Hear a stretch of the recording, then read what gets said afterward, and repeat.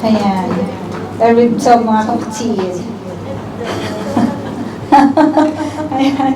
So, sabi dito sa Psalms 1:1-2, verse 5, sabi niya, God will come to those who are generous and lend freely, who conduct their affairs with justice. Alam niyo mga kapatid, isa sa pinaka maliwanag na nagpapahiwatig sa bawat isa po sa atin na we are belong to God is that we have the spirit of tinatawag po nilang generosity when we are talking about it. At sinasabi po sa salita ng Lord na yung pagbibigay po natin mga kapatid, yung with generous heart, cheerful heart mga kapatid ay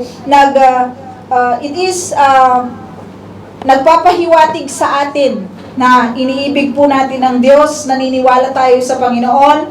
And when we give our tithes and our offering, we are acknowledging na ang lahat ng bagay ay galing po sa ating Panginoon. And we ina-acknowledge natin na sa Kanya nagmula ang lahat ng meron po tayo.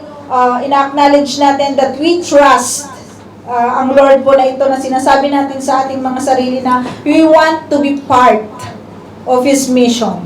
That's why we have pag-abot, mga kapatid. Kasi we wanted to be part of the mission of the Lord. We want to be part in the advancement of the kingdom of God, mga kapatid. At yun yung nagpapahiwatig na tayo pong mga mananampalataya. Kaya tayo nagbibigay at nagbibigay ng atin pong mga pag-abot. Everything comes from the Lord and we trust this God that He will going to sustain yung atin pong mga pangangailangan. Ano man yung mga kinakaharap natin, He will sustain us. Kagaya po ng sinabi po ng scripture, wala pa akong nakita, di ba, na beggar na anak ng Diyos, di ba? Kaya maliwanag po yun sa atin. Even in Proverbs, sabi niya, generous person will prosper.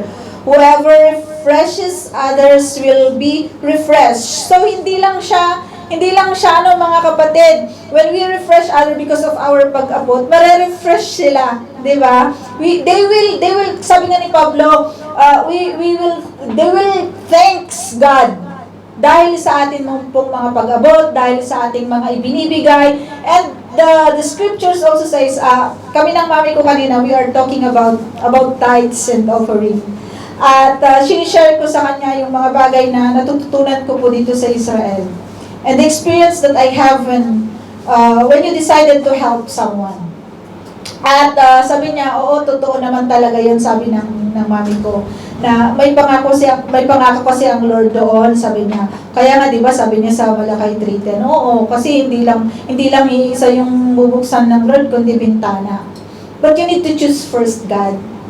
We need to prioritize first God sa atin pong mga buhay. At nag-overflow mga kapatid ang kayamanan ng Lord, ang richness ng Lord, kung susubukin lang natin ang Panginoon sa mga bagay na sinasabi niya sa kanya pong mga salita. Hindi lang yung material na bagay ang mag-flourish sa atin, kundi yung atin pong spiritual na buhay. Kaya nga sa gabi nito mga kapatid, let us give our tithes and offerings. Let us give it cheerfully, faithfully, and with gratitude, and nagtatrust, di ba, yung kakayahan ng Diyos na meron po tayo. Let us pray.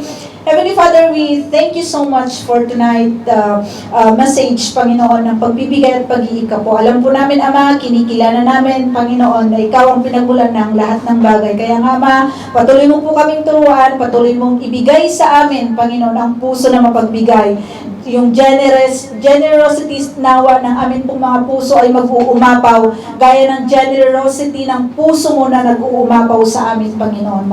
Maraming salamat. Nawa ang mga malilikom sa gabing ito, Panginoon, ay tunay na magpapahiwatig, Panginoon, ng inyo pong karangyaan, magpapahiwatig ng inyo pong mga pagpapala sa amin pong mga buhay, at magamit ang mga ito, Panginoon, in advancement, Panginoon, ng inyo pong kingdom, saan man po maabot, Panginoon, ang mga salapin ito. Maraming salamat sa patuloy na pagpapala. Ang aking mga kapatid na ito ay patuloy niyo pong pagpalain mo, Diyos. Maraming salamat. In Jesus' name, Amen.